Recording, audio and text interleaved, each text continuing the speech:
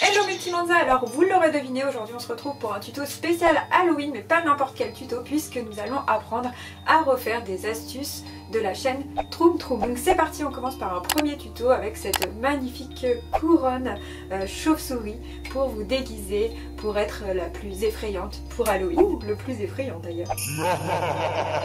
Pour le premier tuto, nous allons réaliser la couronne chauve-souris de Troum Troum. Elle est plutôt sympa, on va voir si on va réussir à la refaire. Pour cela, Monsieur Monza vous a réalisé des petites chauves-souris à imprimer. Vous pourrez les retrouver sur manzabulle.fr, je vais mettre le lien en barre d'infos. Vous aurez également besoin du fil de fer, d'un serre-tête qui ne vous sert plus, et puis il vous faudra également de la colle et des ciseaux. Donc pour commencer, on va découper nos chauves-souris. Je vais en découper 3 grosses, 5 moyennes et 2 petites.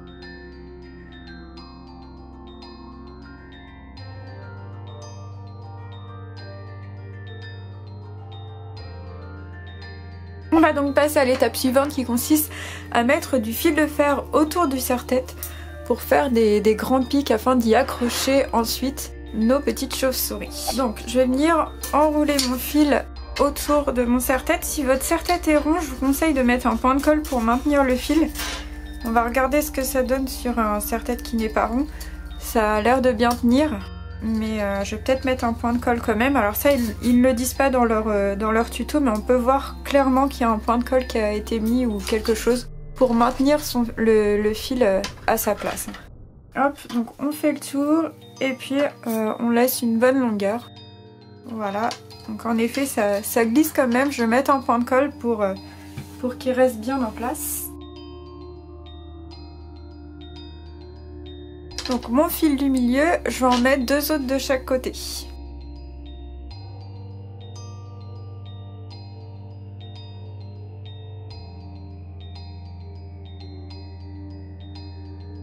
Donc clairement sur mon serre-tête à moi ça glisse et ça tient pas vraiment en place. Donc je vais mettre de la colle en fait en dessous de chacun de mes pics pour les maintenir bien en place. Donc vous pouvez faire soit avec de la colle chaude, soit avec une colle assez forte.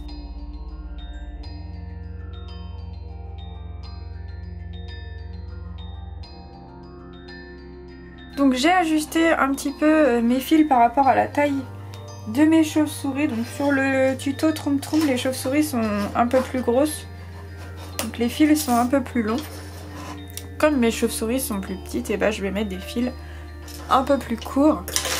Et on va venir donc accrocher nos chauves-souris sur les fils. Donc je vais mettre en fait au bout des 3 premiers fils des grandes chauves-souris. Ensuite en second je vais mettre des moyennes. Ici donc sur les 3 premiers, hop, je vous les mets en place. Évidemment je vais les coller par dessus. Hein. Et puis sur les derniers, donc au bout je vais mettre des moyennes. Et puis des petites juste en dessous. Voilà. Donc je vais venir mettre à chaque fois un point de colle assez épais. C'est pareil, soit de la colle épaisse, soit de la colle chaude hein, pour que ça tienne bien. Suivant ce que vous avez. Et c'est parti pour l'étape suivante.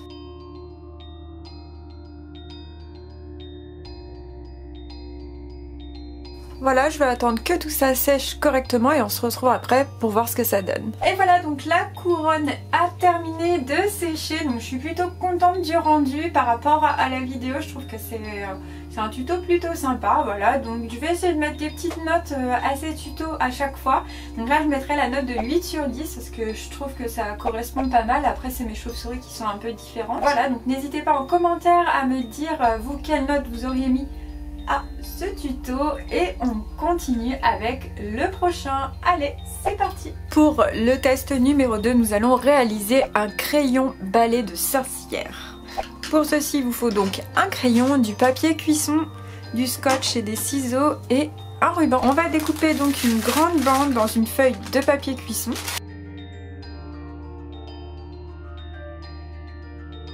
Et ensuite, dans cette bande en papier, on va faire des entailles assez grande d'un côté et plus petite de l'autre côté.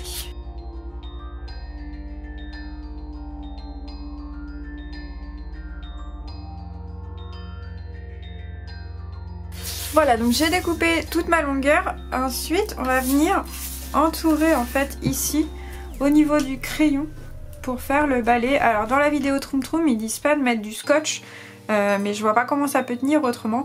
Donc on va mettre un petit scotch déjà à la base. Donc on laisse dépasser la grande partie en fait du crayon et on fait revenir la petite partie qu'on a découpée sur le crayon. Hop, donc je vais juste mettre au départ un petit morceau de scotch pour maintenir. Voilà, et on va tourner.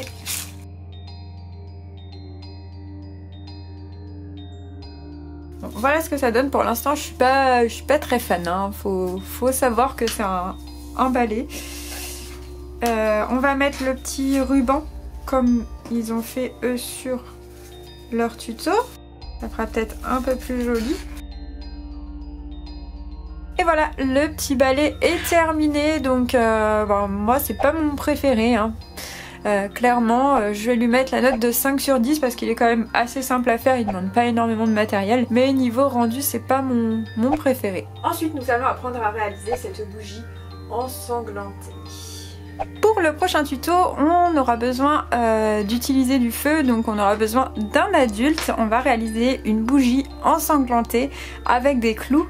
Donc on aura besoin d'un briquet ou d'allumettes, d'une pastel rouge, d'une bougie blanche et puis des petits clous. On va tester pour voir, je ne sais pas du tout comment ça va marcher car je n'ai jamais essayé. Et c'est le but de cette vidéo. Donc j'allume ma bougie. Et ensuite, le but c'est de faire fondre ici ma pastel pour faire un peu comme du sang en fait sur la bougie. Ça a l'air de fonctionner. Ah ouais, ça marche bien, hein.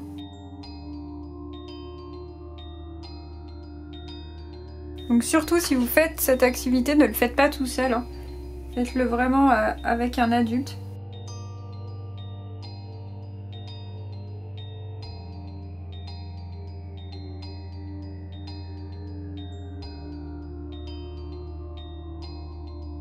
Alors la vidéo on voit pas, mais je commence à réussir à faire des belles coulures de sang. Mais c'est pas évident. Sur les côtés ça rend bien, c'est vraiment sur le dessus là, j'ai pas réussi à faire un truc très propre.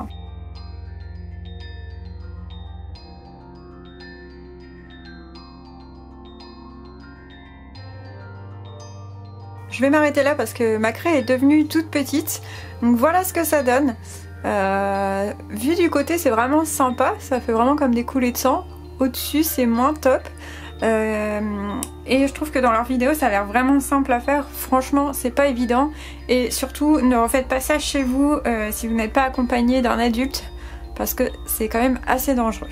On va passer à l'étape suivante. Pour le reste ils avaient en fait planté des clous à différents endroits. Donc on va venir planter nos clous.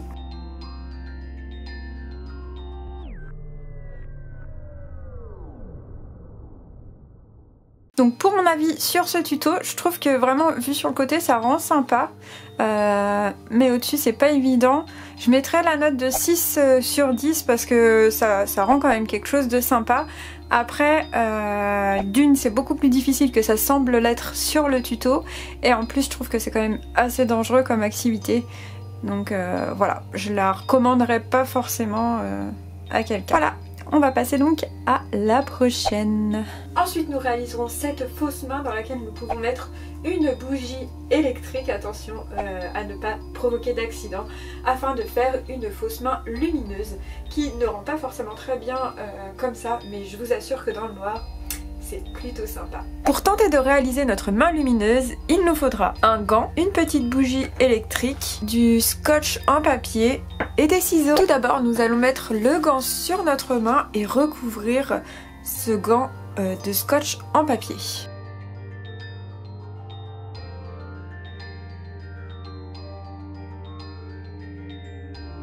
Voilà, donc ça avance. Il va falloir en fait faire après doigt par doigt. Et il y a des petits morceaux où il reste un peu de... où on voit un peu mon gant, donc j'essaie de repasser. C'est pas forcément évident. Moi je suis droitière, donc ça va, j'ai choisi de le faire sur ma main gauche. Donc si vous êtes droitier, faites-le sur la main gauche. Et inversement, si vous êtes gaucher, faites-le sur la main droite parce que c'est pas évident.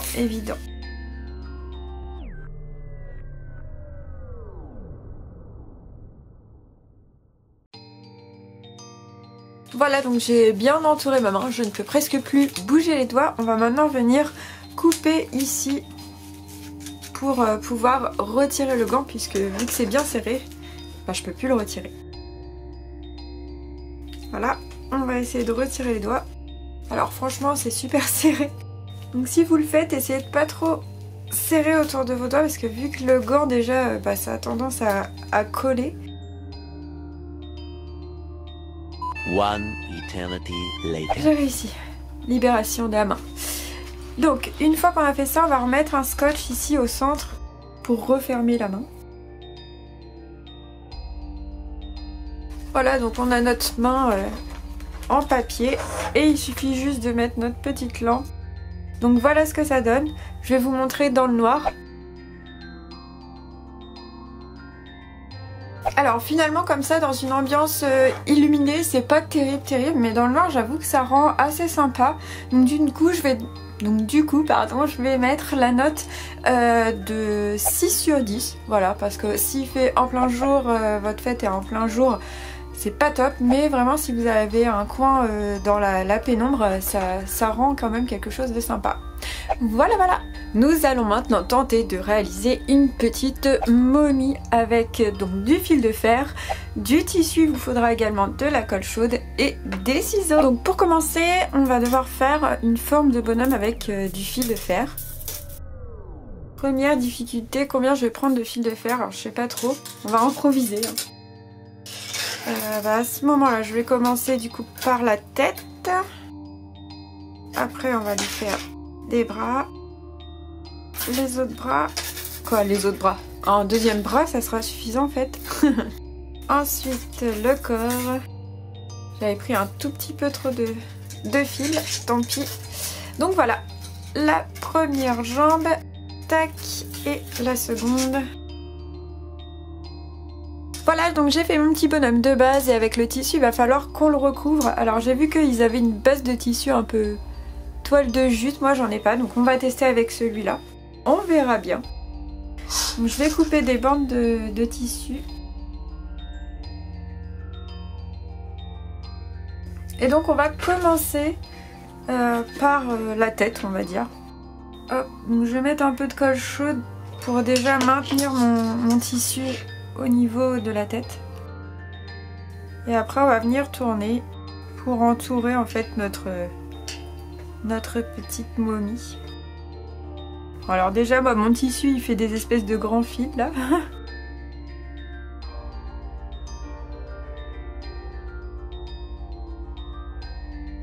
Donc, je vais redécouper une bande pour faire les jambes, mais là je crois que c'est foutu, hein. Notre momie elle est pas terrible.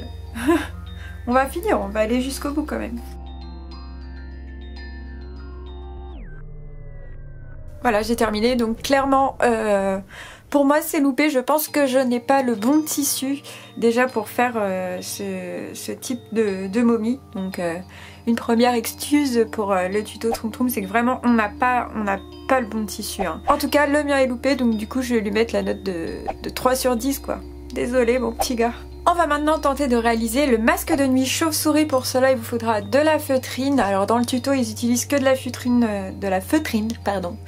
feutrine noire. Moi je vais prendre de la noire et orange tout simplement parce que je n'ai plus assez de feutrine noire. On va utiliser également du fil élastique. Et puis il vous faudra aussi le patron de la chauve-souris, on va vous le mettre sur manzabule.fr, des ciseaux et de la colle chaude. Pour commencer on va tout simplement découper notre forme de chauve-souris dans les deux sortes de feutrine. Donc pour que ça tienne bien, moi je vais l'accrocher avec des petites épingles. Et voilà, hop, c'est parti pour le découpage.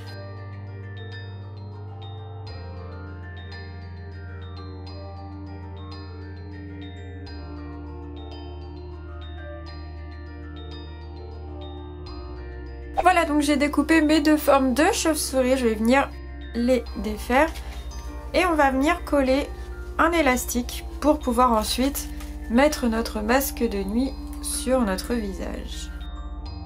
Donc on va mettre deux élastiques pour que ça tienne mieux, un petit point de colle pour maintenir le tout. On va venir également coller les fils de l'autre côté. Et pour finir, on va venir coller la chauve-souris noire sur la chauve-souris orange pour maintenir le tout.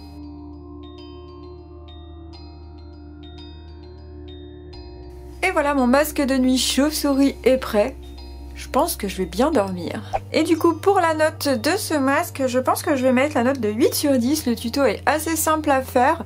Le rendu est vraiment sympa, donc vraiment j'aime beaucoup. Et enfin, nous apprendrons à réaliser un grimoire effrayant. Pour tenter de réaliser notre livre effrayant, nous allons avoir besoin d'un livre, d'un carnet ou d'un cahier, d'un cutter, de carton, d'un pistolet à colle chaude, d'une bombe de peinture noire, de bestioles affreuses et de peinture dorée. Pour commencer, nous allons découper la couverture en carton de notre livre. Nous allons donc placer le livre sur notre carton et commencer à découper une couverture de la taille du livre. Je fais un premier rectangle et puis je vais continuer sur la longueur en prenant compte de la largeur de la tranche du livre et on va continuer à tracer.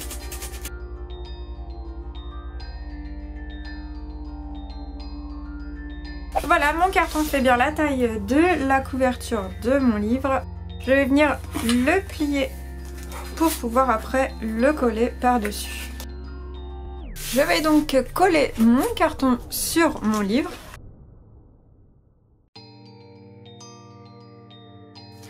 Ensuite, sur mon carton, je vais venir coller mes bestioles bizarres.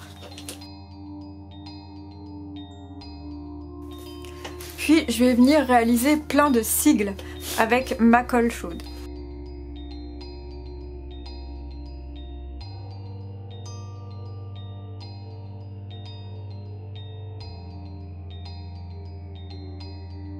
J'ai fini de réaliser mes sigles à la colle chaude. Maintenant, je vais venir peindre mon carnet avec ma bombe de peinture noire. Après avoir bien protégé mon espace de travail, je vais venir pulvériser de la bombe noire pour recouvrir entièrement mon carnet.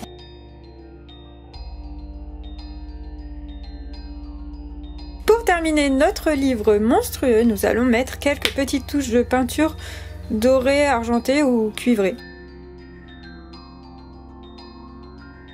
Et voilà, donc mon livre monstrueux est terminé. Je dois dire que je suis plutôt contente du résultat. Vraiment, je trouve que c'est un très bon tuto. Donc pareil, je mets 9 sur 10 parce que vraiment, je le trouve trop chouette. Et voilà, cette vidéo est terminée. N'hésitez pas à me dire en commentaire si vous avez aimé ce type de vidéo, à me dire quelle création vous avez préférée et puis à donner des notes à mes créations. N'hésitez pas également à vous abonner, à activer la cloche pour être au courant de toutes mes nouvelles vidéos et puis à laisser un pouce levé si ça vous a plu. Moi je vous fais plein de bisous, je vous dis à bientôt pour une prochaine vidéo. Bye bye.